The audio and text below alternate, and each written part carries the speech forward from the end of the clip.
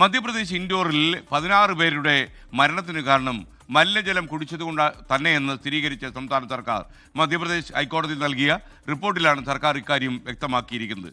അന്വേഷണത്തിനായി judicial commission രൂപീകരിച്ചിട്ടുണ്ട്. വിനീത വിജി വാർത്തയുടെ അപ്ഡേറ്റുമായി വീണ്ടും ഡൽഹിയിൽ നിന്ന്. വിനീത, പറയൂ.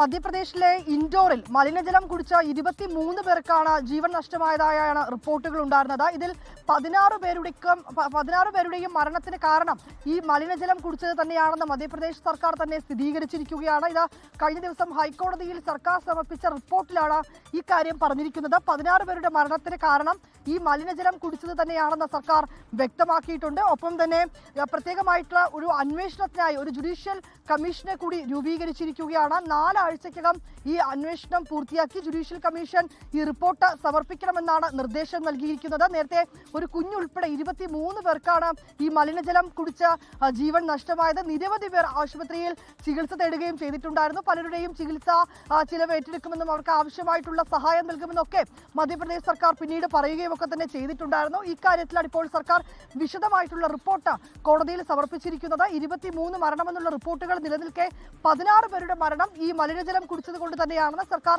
സ്ഥിരീകരിച്ചിരിക്കുകയാണ്.